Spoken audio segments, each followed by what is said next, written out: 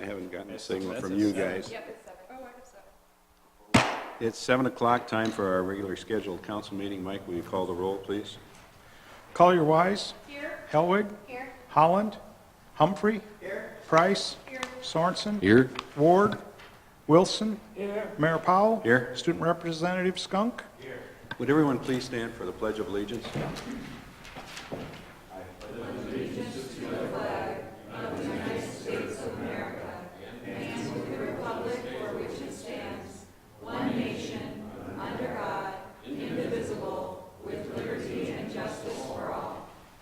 Thank you. Item 3 are minutes. We have minutes from November 5th special meeting and November 5th regular meeting. Motion a second to approve the minutes as printed. All in favor signify by saying aye. Aye. Opposed, no. Motion carries. Adoption of the agenda. Mike, John, any corrections, additions? Okay. Move the agenda. Second. Motion a second to approve the agenda. All in favor signify by saying aye. Aye. Opposed, no. Motion carries. Visitors to be heard. Addressing the council. Persons addressing the council shall use the microphone at the podium. Please raise your hand to be recognized, go to the podium, and state your name and address. For items that are not on the agenda, members of the public may speak under visitors to be heard on any topic not on the agenda. Remarks are limited to 5 minutes, and no decision will be made at this time. For agenda items, public testimony will be taken at the beginning of each agenda item after the subject has been announced by the mayor and explained by staff. Any citizen who wishes may speak one time for 5 minutes on each agenda item. Public testimony will then be closed and the topic will be given to the governing body for possible action. At this point, only city council members and staff may discuss the current agenda item unless a council member moves to allow another person to speak and their unanimous consent from the council. Questions from council members, however, may be directed to staff or a member of the public through the presiding officer at any time. At this point, is there anyone in the audience that has an item that is not on the agenda that they wish to bring forward? Anybody? Council? Anybody on the council? Okay. Then we'll move on to public hearings. Item A, annual liquor and wine license renewals. Mike, please. This is the date and time that was advertised for a public hearing for the renewal of alcoholic beverage licenses. The police chief has prepared a report indicating the performance of each establishment during 2018. The report notes compliance checks and other activity at each establishment. City ordinance requires a written management plan upon reapplication of a licensee convicted of a violation of any law, rule, regulation, or ordinance relevant to alcoholic beverages. During this licensing period, management plans are received for the following businesses that failed a compliance check.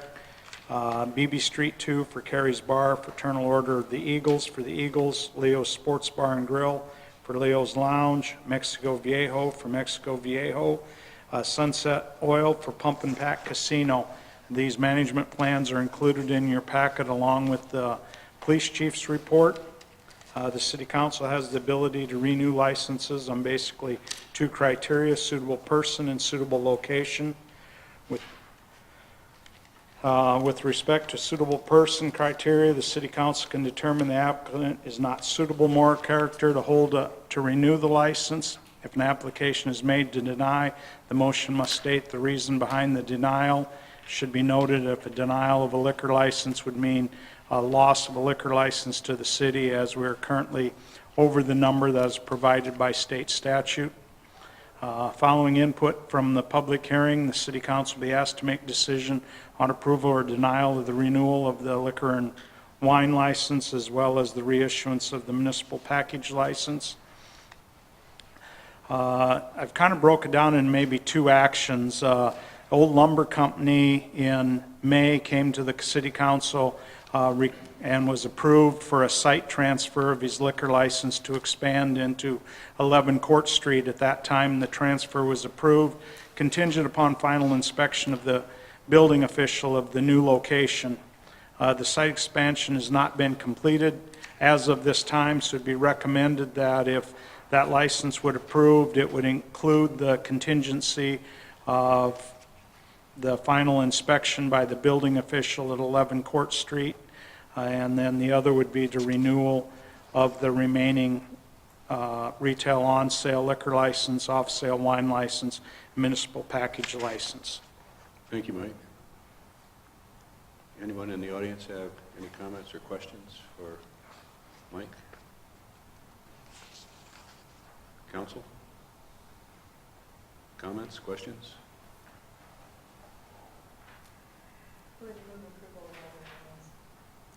With the contingent, the motion is to approve the renewals with the contingency for the extra room or extra space or expanded space, I guess. Is there a second for that? Okay. Further discussion? All those in favor signify by saying aye. Aye. Opposed, no? Motion carries. Thank you. Item B, a site transfer of retail on-sale liquor license for Main Street Pub, Inc. at 11 West Main Street to include 9 West Main Street and renewal of liquor license. Again, Mike. This was the time that was advertised for the public hearing for the site transfer of the Main Street Pub to include the 9 West Main location, and also for the renewal of this license. So as a little bit of background, Maya Jane's is in the process of selling its retail on-sale liquor license to a business which plans to operate a sports bar located out at 914 North Dakota Street. The Main Street Pub is applying to expand its liquor license from the Main Street Pub location at 11 West Main to include the property at 9 West Main. This would be the former the Maya Jane's building. Molly Radigan stated that closing on the license is planned for early December, and if approved, want to include the 9 West Main property. They will need to install a doorway opening between the two buildings.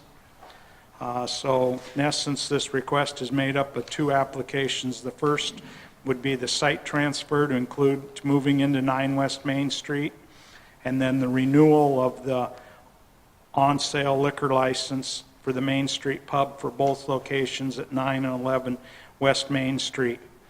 The police chief has prepared his report indicating the performance of the establishment in 2018. If the site transfer is approved, it is recommended that that be contingent upon occupancy being approved by the building official for the doorway to adjoin the 2 facilities, because to have that license expanded into the second facility, they have to be able to move between the 2 locations. And then the second would be to renew the liquor license for the year 2019 for Main Street Pub to include the 11 and 9 West Main, and with the contingency, again, if that's approved, for occupancy by the building inspector.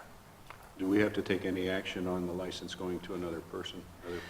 The license on our consent agenda, we have the transfer. The other individual didn't get his information turned in till late last week to advertise for the site transfer, and renewal then of that license is included on the consent agenda to transfer that license to them, and then for the transfer and renewal. Okay, thank you. Anyone in the audience wish to comment on this item? Turn it to the council.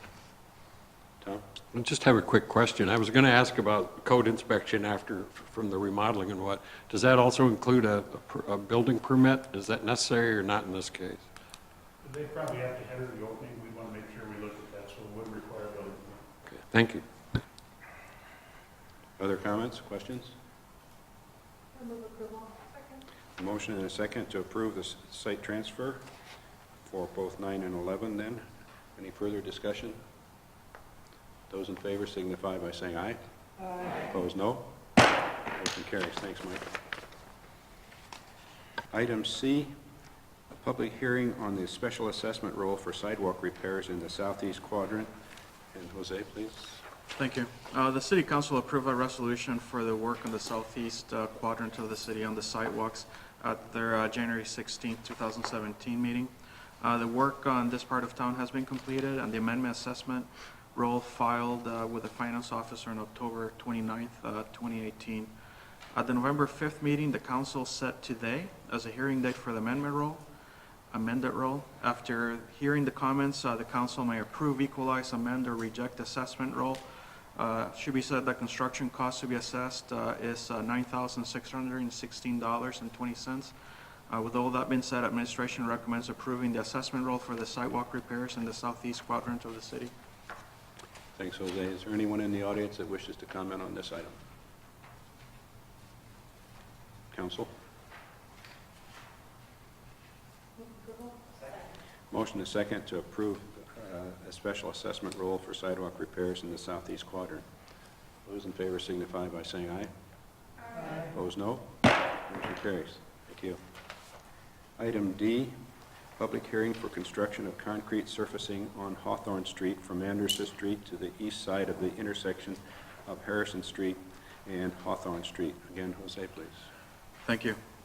The city received a petition on November 2nd for the paving of Hawthorne Street. The petition had signatures from 61.5% of the frontage of the properties to be assessed. The November 5th meeting, the city council set today as a hearing date for the amended, for the resolution approving the petition to pave Hawthorne. The council needs to consider all of the comments and decide whether to adopt, amend, or reject the petition. It should be said that 2 of the 5 property owners have expressed their disapproval of the proposed project. The project is estimated to cost $73,634.56. This includes the consultant fees. I believe there's at least 2 of the property owners here, and I did pass out, or sorry, 3 of the property owners. I did pass out a letter from one of the property owners at the noon meeting that would not be able to attend the meeting, but he was one of the ones that would be opposing the project if it were to happen. Administration recommends adopting the resolution, adopting a resolution of necessity for the construction of Hawthorne Street. Thanks, Jose. This is a public hearing. Is there anyone in the audience that wishes to speak on this topic at this time? Please. Hi, I'm Dylan Borkart. I live on 115 Anderson Street, and I did contact the city engineer about this. So basically, I graduated from college in December. I bought my house at 115 Anderson in June. With that being said, we are already pretty tight on money, and this would just be a pretty significant financial burden on us right now. Furthermore, we are on that quarter lot, so we're kind of in a bad situation where this is 100 feet of our property that we will not use that street at all for. So I was hoping that we could maybe consider doing this at a later date just to avoid that financial burden on us right now. That's all. Thank you. Thank you. Anyone else in the audience wish to comment? Yes, please, come forward. T.B. Bradley, owner of 1109 Hawthorne, one of the original members to sign the petition. I think when I initially signed it, didn't understand the financial obligation in terms of the, how to finance the amount that would be my portion. The 10% interest is pretty hefty, and so I kind of agree with them at this time. It's a little tight to do with the budget. Thank you. Yeah. Jose, what with 3, what would that change the percent to? If we were to have the 3 property owners, so the 2 that are here and the 1 on the letter, that would be 51.5% of the property owners against it, and 48.4% for it. So it depends how you see it. I mean, there wouldn't be enough for a protest petition to be signed if the resolution were to be approved, but then at the same time, there wouldn't be enough for a petition to come forth to the city originally. So it's kind of it's up to the council, I guess, at this point. Anyone else in the audience wish to comment on this? Turn it over to the council for deliberation. I have a question, Mr. Mayor. Would you please remind us of the time frame for, I understand we try to help out by having people make payments over, can you remind me of the period of time and what that involves? Well, with this project, once the project is constructed, so let's say middle of next year sometime, The assessment roll then would be approved by the city council, hopefully one of the November meetings. And then at that point, then that starts the clock for the property owner to start planning for pavements. The first payment would actually be due on January of 2020, if I make the math correctly, I guess. But they do have, right after this assessment roll is approved, they do have 30 days to make a payment without any interest being accrued, whether whole or part. So, No penalty for early payment. no penalty for early payment, so. So I appreciate the explanation, and thank you. How many years does it go if it goes on? It's a 10-year assessment, 10 years. and it's a 10-year, 10% interest rate accrued yearly. Okay, thank you. Further discussion? Council? Kels? So if originally when the petition went around, if it had not been signed by Mr. Bradley, would it have even come to us? No, we would have not accepted it because there wasn't a simple majority at that point. Okay, so I guess my feeling is that if that's the case, then I would move that we, I guess, reject the resolution? I would move that we reject the resolution for kind of a lack of support by the property owners. Okay, we have a motion and a second. Is there further discussion? You understand that what we're doing is rejecting the petition, right? Well, that's what I was going to ask you to do. Those in favor signify by saying aye. Aye. Opposed, no? Just saved you thousands of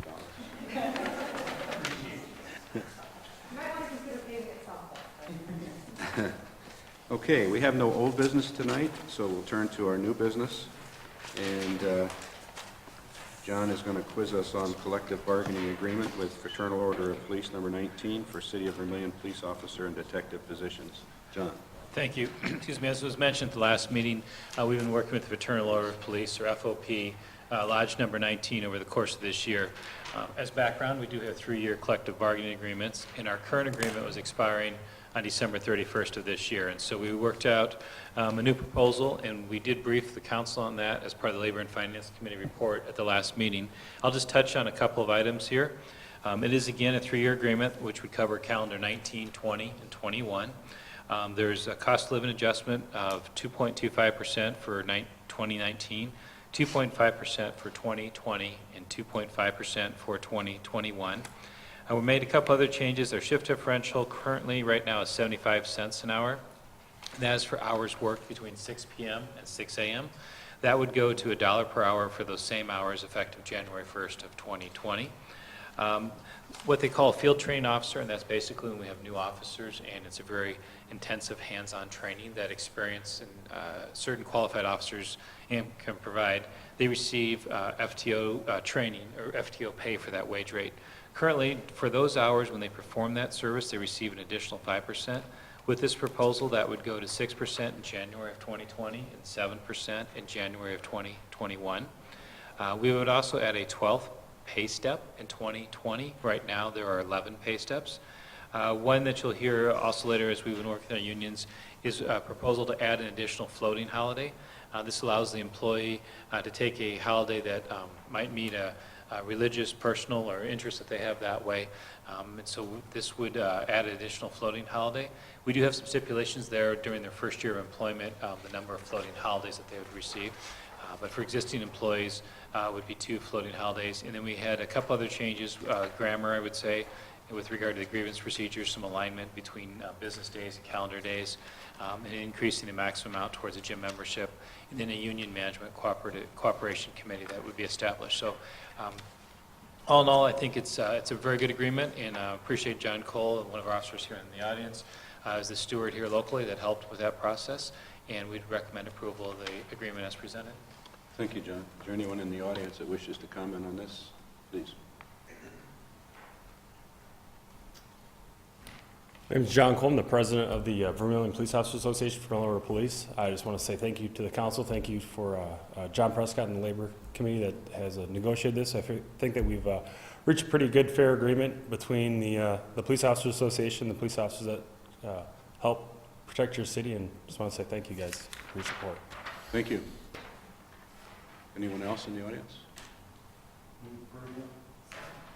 Motion is second to approve the collective bargaining agreement with FOP Lodge number 19. All in favor signify by saying aye. Aye. Opposed, no. Motion carries.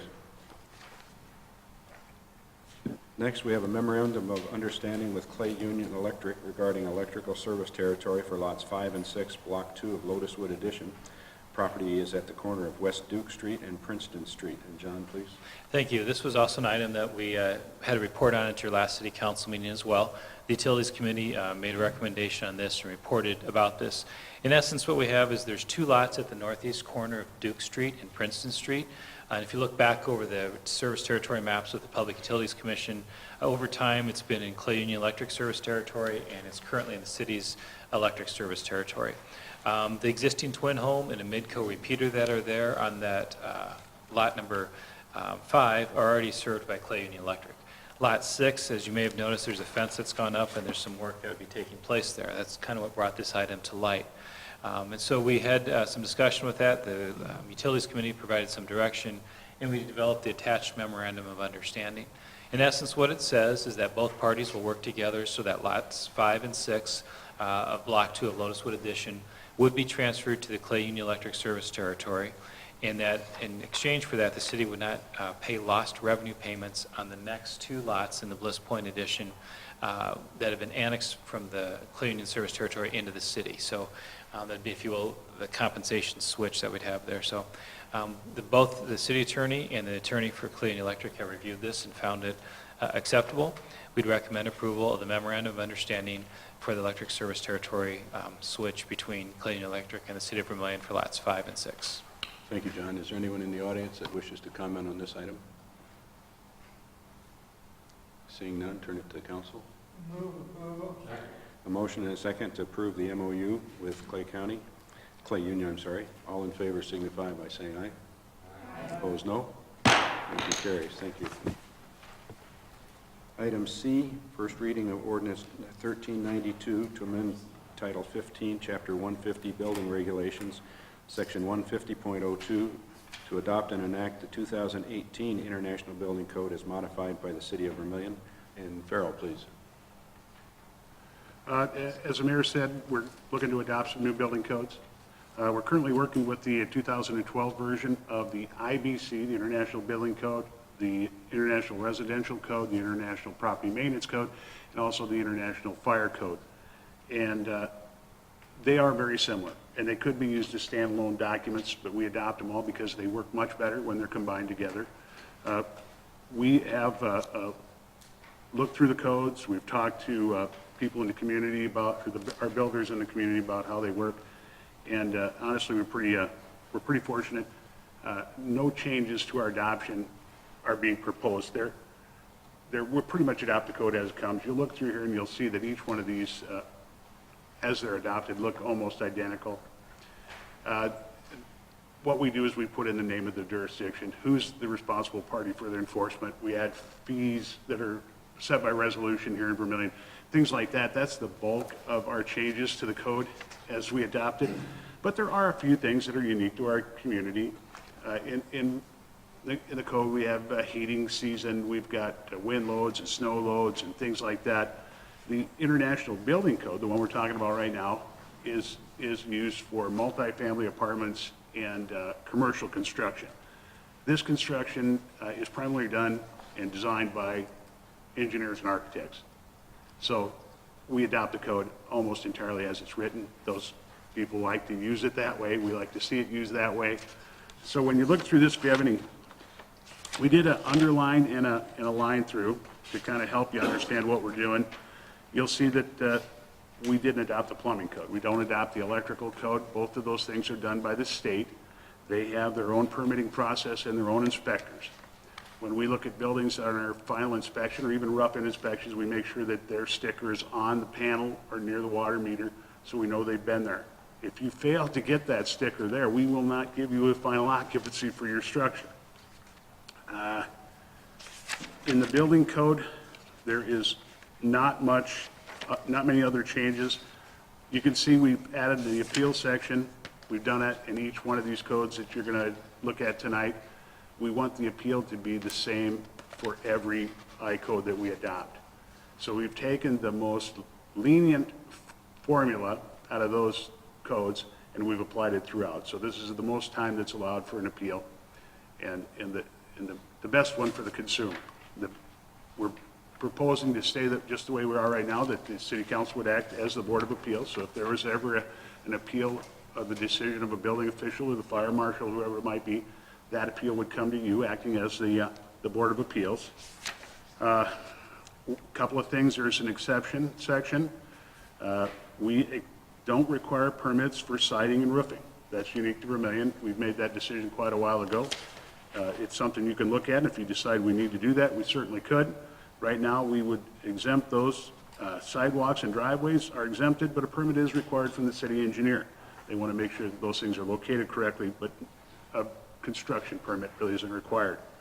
We allow small sheds to be built without a permit, but we require all fences to get a permit. So those are a few of the changes with the exceptions. Our windows stay the same, nothing new on windows. Egress windows were a big deal a while back. They're all looking good now, and we propose no changes as well as no changes to the fees. Those resolutions that are set for fees right now will remain the same, and we don't ask that you make any changes at this time. So I know it's a lot of material to look at, but if you have any questions, I hope I can answer them. Otherwise, staff would ask you to approve this first reading. Farrell, and maybe I haven't read it carefully enough, but to replace a broken window, you have to have a permit? No, broken windows, you can replace. The It only says all thing, window replacement shall require a building permit. it should say except for replacement somewhere in there. That's What what I said, I section is might that, have not John? read it carefully enough. Yeah, if it's not there, it will be there when we get our modified. It should be part of the thing. Okay. Yeah, glazing repair, No, I replacement not understand. required.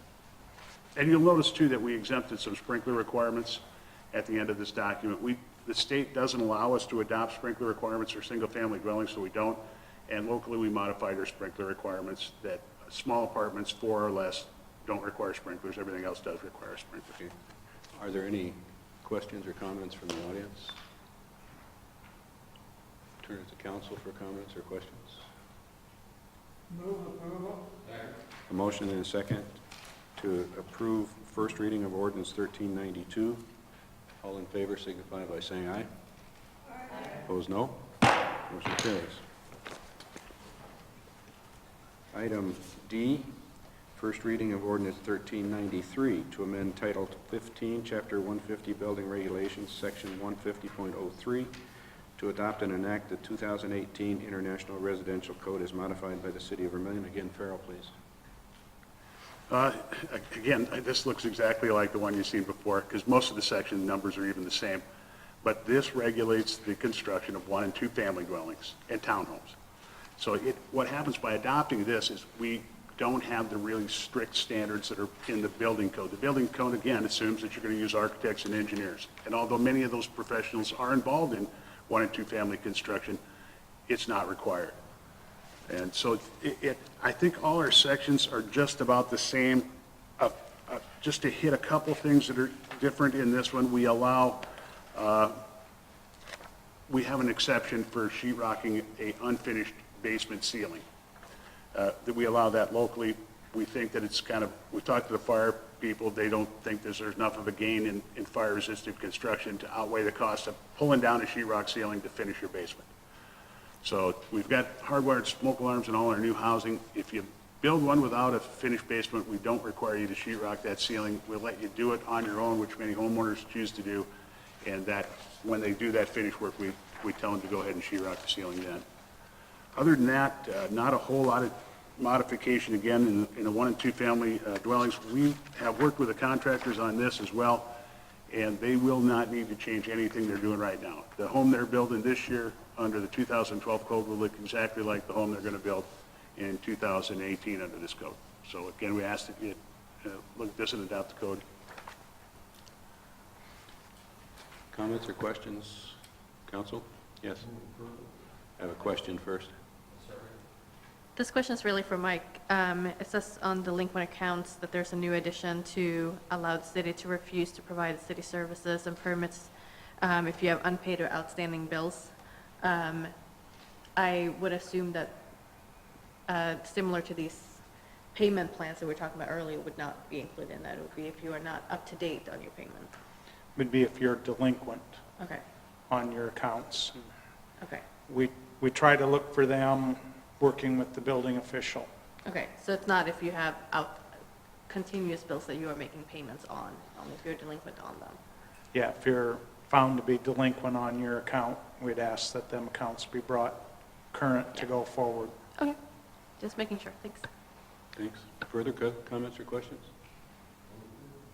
Second. Motion is second to approve first reading of ordinance 1393. All in favor signify by saying aye.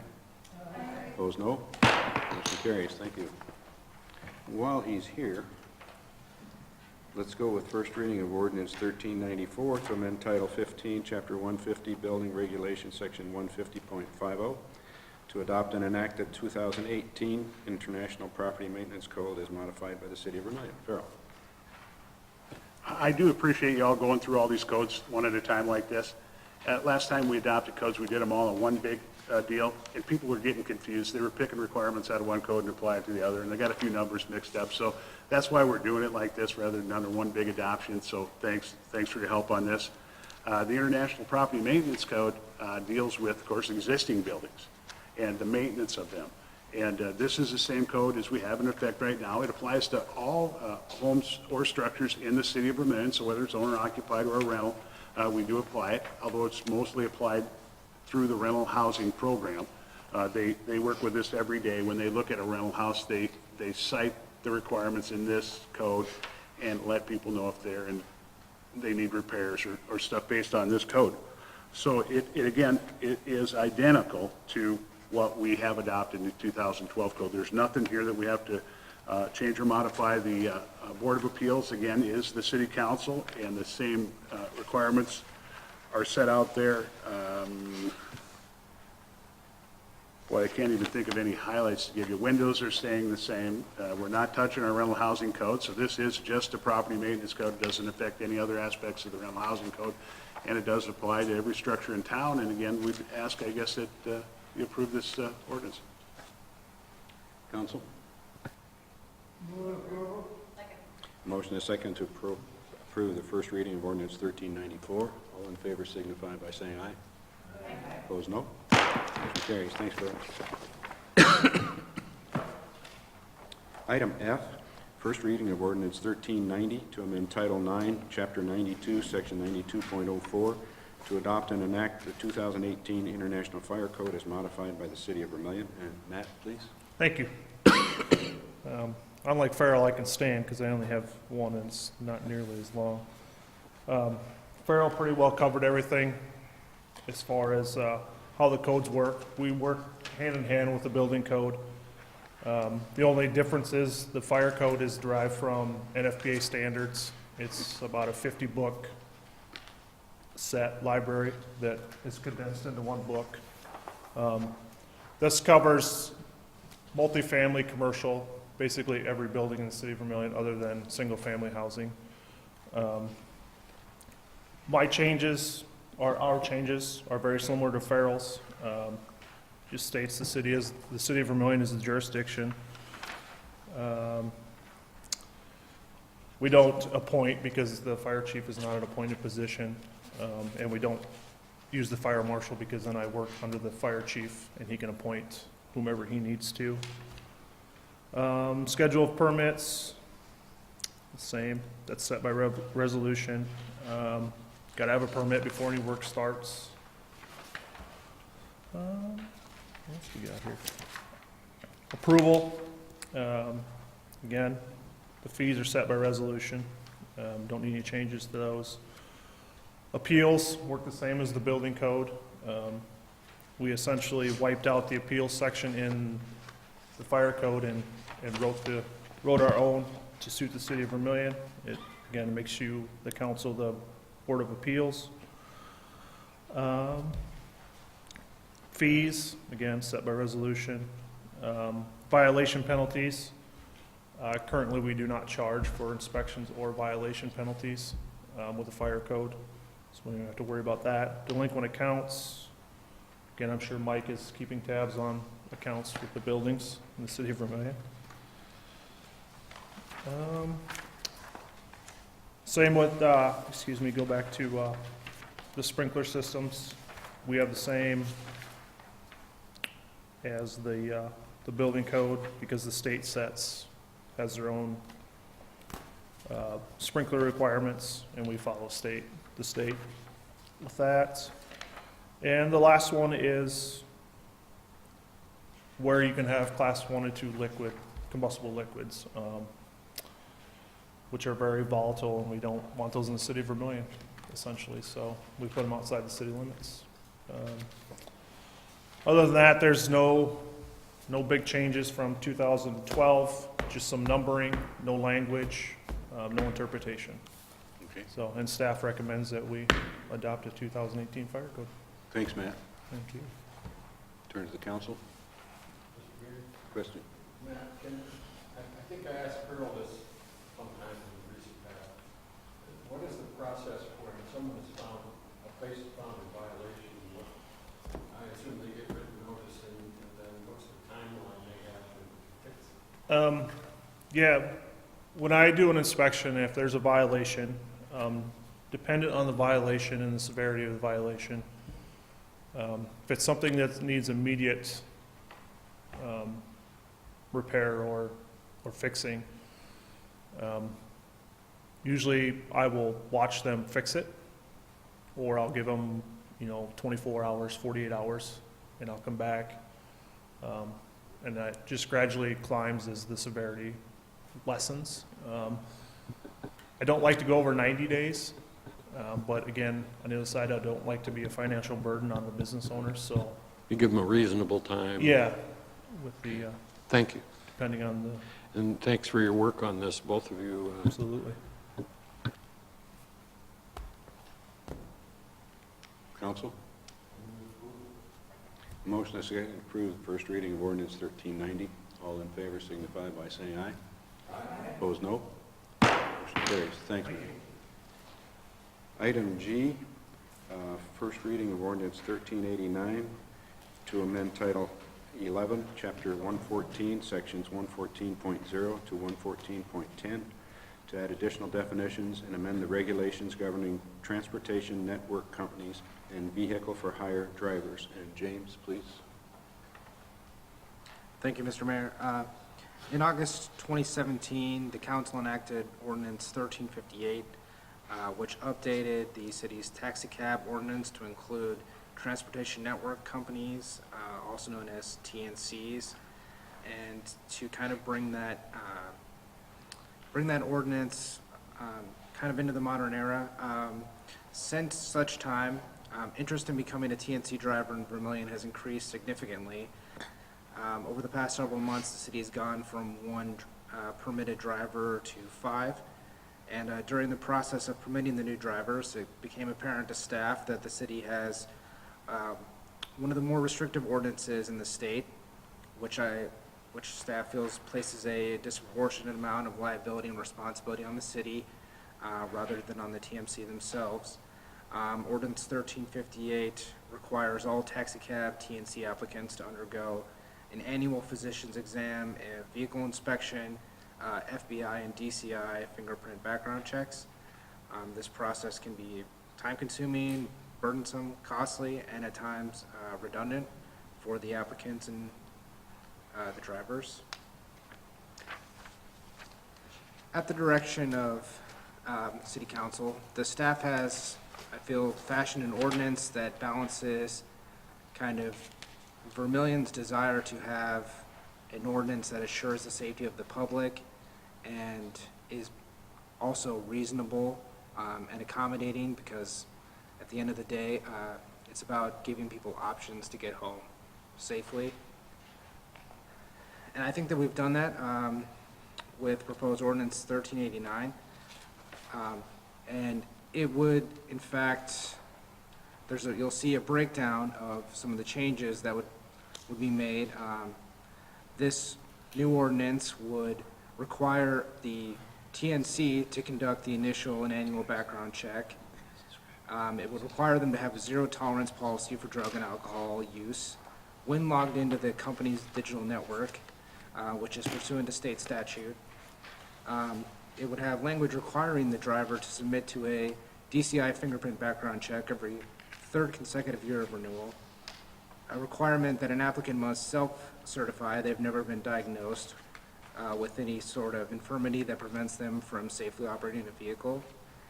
And a requirement that no driver may have more than 3 moving violations in the past 3 years, as well as an enforcement piece that allows the city manager to revoke and/or not renew a driver's permit for failing to disclose any information during the process that might affect their ability to maintain their TNC permit.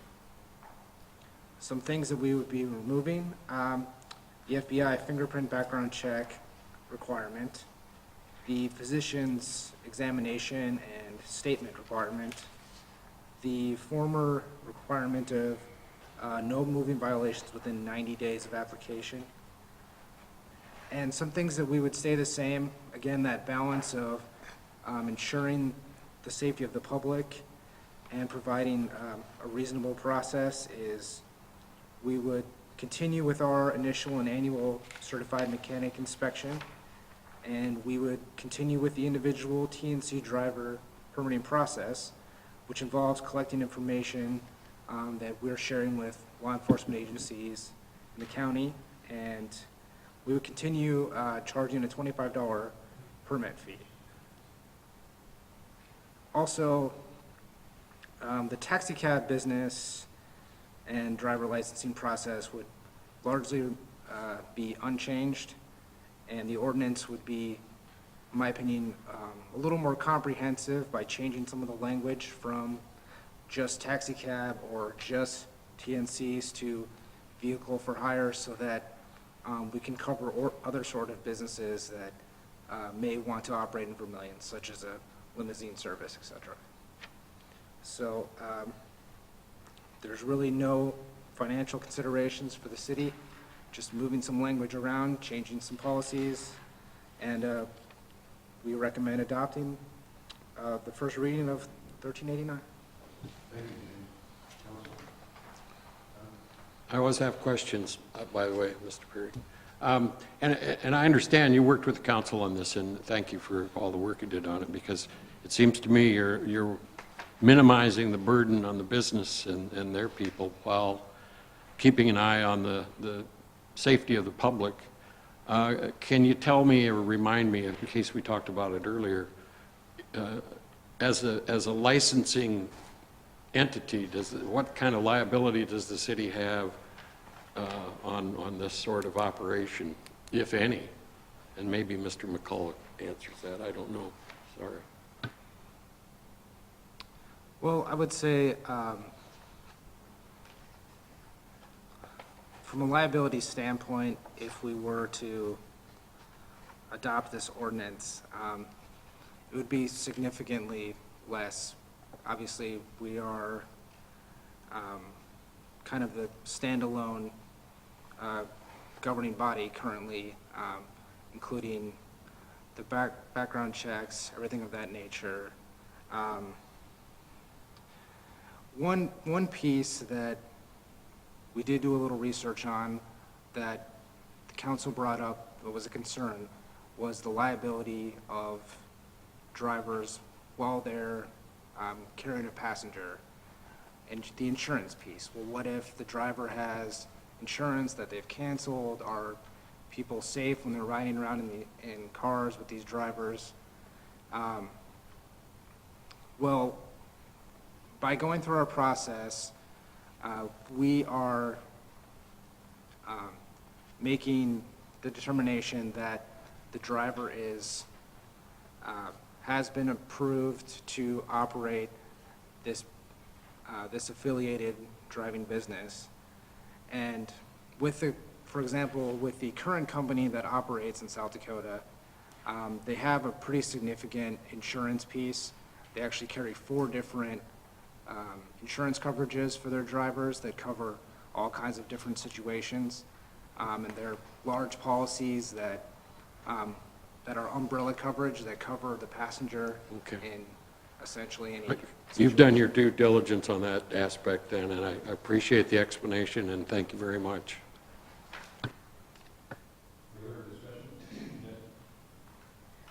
First, just a small point on, let's see, on B, it says every person desiring a license to operate a taxi cab business. Should that be amended to add or TNC or vehicle for hire business, so that both are included there?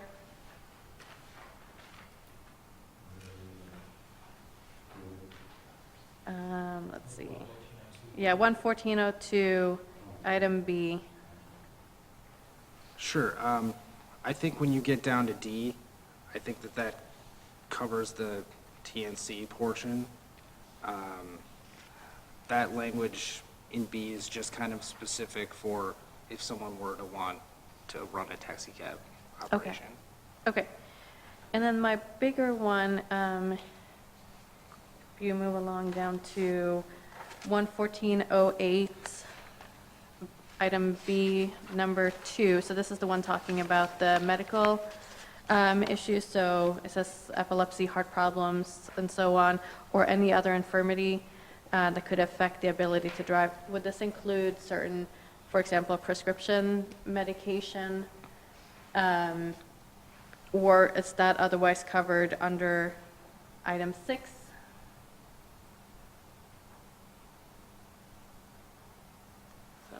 Yes. I think where that would probably best be covered is under 11410 G, which is the zero tolerance policy for drug and alcohol use, which is required by a state statute. So essentially, it's, I guess, obvious that one should not do drugs or be under the influence of prescription drugs, anything that affects their ability to operate a vehicle or any sort of alcohol while they're driving a vehicle in general. That obviously applies to all of us when operating a vehicle. This section, 11410G, takes that a step further in that it does not allow, like, if a driver is even so much as logged into the app, waiting to see if they get a request for a ride. Let's say they're sitting in their house, they just took their medication, maybe it's something that impairs their judgment. Even them taking that medication while being logged into the app as a driver would be a violation of state statute, which would, is subject to zero tolerance, which would then, if something were to happen, the city would have the authority to revoke their license in addition to whatever criminal charges there might be. Okay, thank you. I think that answers my question.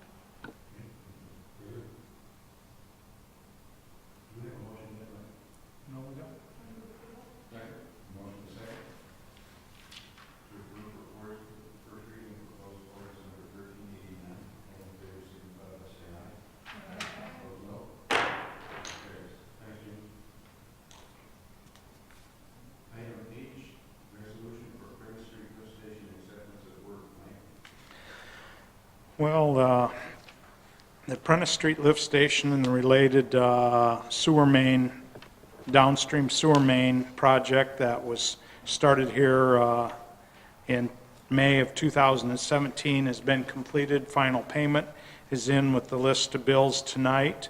The city funded this project through a community development block grant, CDBG, or an estate revolving fund loan, abbreviation SRF. We received a CDBG grant for $515,000. We applied for an $812,000 loan to be repaid over 20 years at 3% interest. With the project being complete, one of the requirements of CDBG is to have the governing body adopt a resolution accepting the project work. Banner Associates, the project engineer, has determined the project work has been completed. So the resolution was prepared by CCOG and would ask the City Council approve the resolution for accepting of the Prentice Street Lift Station project work. Thanks, Mike. Council? So moved. Second.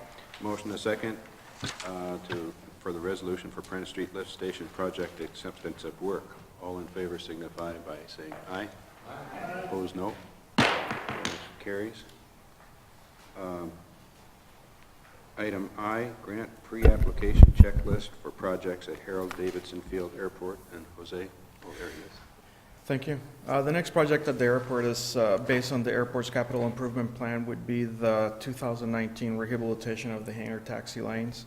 FAA started requiring a grant pre-application in 2014. That's what this document is about. This step essentially lets the FAA know of any possible issues ahead of time by the city providing some basic information regarding the project. With all that being said, really, there's not much to this, I guess. Administration recommends authorizing the mayor to sign the pre-application checklist. Council? Motion and a second to approve the grant pre-application checklist for projects at Harold Davidson Field Airport. All in favor signify by saying aye. Aye. Opposed, no. Motion carries. Thank you. Jose. Item J, Labor and Finance Committee report. John, please. Thank you. This is very similar to what you heard a little bit earlier this evening with regard to the FOP agreement. The FOP, you might say, is a step ahead. At the last meeting, you heard the report, and tonight you approved their agreement. Tonight, you're hearing the report on ASME, and you'd have the agreements before you at the next council meeting on December 3rd.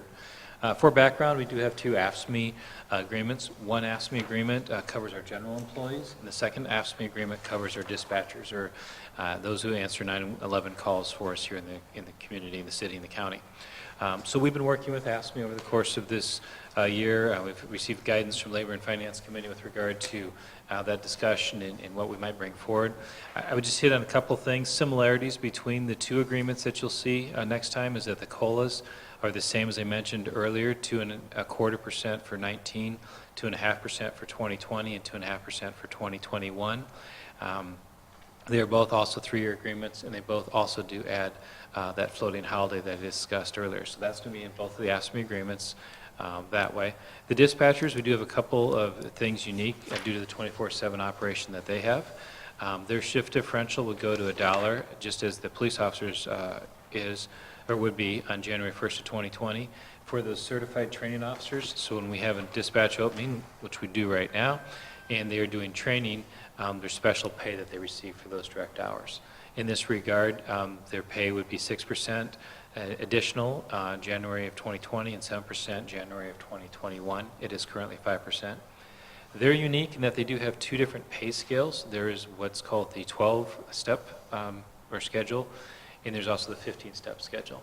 The 15-step schedule we started 3 years ago to try to bring our starting wage up a little bit, and that is for employees that have been hired since January 1st of 2016. Employees hired before that date are on our 12-step schedule. Over the course of the next 3 years, we are trying to bring those two schedules together so that we'll have one single schedule is our plan right now for the next agreement after this one expires. And so we have some changes with regard to how our steps are scheduled and changing the difference between those respective steps. For our general employees, they currently receive a 50-cent shift differential. Their shift differential would go to 75 cents on January 1st of 2019, and then $1 on January 1st of 2020. So those are a couple of the changes. I would note that the AFSCME agreement with regard to the dispatchers, they have their membership recommended approval of that, and their members did vote to accept it. With regard to our general employees, the leadership has recommended approval, but they've not yet scheduled a meeting to vote on the proposal yet. We hope to bring both of the agreements to you at your next meeting on December 3rd. At this point in time, the City Council is just asked to accept the report of the Labor and Finance Committee. Thank you, John. Council? Motion to accept the Labor and Finance Committee report. All in favor signify by saying aye. Aye. Opposed, no. Motion carries. Thank you. Item K, pictometry agreement with Clay County. And John, please. Thank you. Going back to, well, it started in 2011. The initial flyover wasn't until 2012. We worked with Clay County. They had a strong interest in pictometry. And it provides a high-resolution photo, particularly of the city, and a good resolution, but not quite as sharp for rural areas of Clay County. With this program, they did a flyover in 2012, and then that was again updated in 2015 with the second flyover. With the agreement that the county has with pictometry, their 6-year agreement is ending. And so they have met with pictometry and negotiated another 3-year agreement, and that's what this memorandum of understanding is about. Do we as a city want to continue to partner with Clay County for pictometry services? This would provide another, what you'd be committing to with this initial flyover is that you would have another 3 years that you'd use that, and then you have the option, if you want to continue it, for the second 3 years and another flyover. I would note that this cost of the program is 1/3 paid by Clay County. The proposal then is the second third is paid by the city. The final third is split between the Chamber of Commerce, Clay Rural Water, and Clay Union Electric. So the cost would be going up a little bit, be $4,821 for the next, excuse me, I got the cost right. The cost for the next 3 years for 19, 20, and 21 would be $5,630. That was the cost that I gave you, what it currently has been. We would not pay any of that amount until such time as we receive the images provided from the flyover, which is how we worked the agreement last time. We do find this service to be useful, and it's a pretty good partnership between the city, county, and the other partners here in the community and the county, and staff would recommend approval of the memorandum of understanding with Clay County. John, is it the county is doing 6 years, but we're just going in for 3? Correct. Yep. At first. Yep. Your only obligations for 3 years, and you have the ability to renew for the final 3 or get But out. they're doing a full 6. Yes. Okay, thank you. Comments or questions, Tom? Do we have an idea where this goes after it's approved, as far as hiring someone to do the pictometry? Do we take bids on that, or what's the process after this? Pictometry is the name of the company, and so that's who the county, yeah, that's the name of the company, I believe, that they work with, that the county has selected them. So if you will, the county is the one who enters into the agreement with the company. Thank you.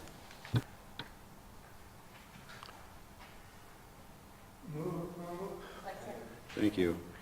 Motion is second to approve the pictometry agreement with Clay County. All in favor signify by saying aye. Opposed, no. Motion carries. Item 9 is bid openings, the sale of a surplus basket truck. Jose. Thank you. Staff received a bid for $15,000 from Mr. Keith Litke for the purchase of the 2004 Ford F-550 with an Altec AT37-G basket.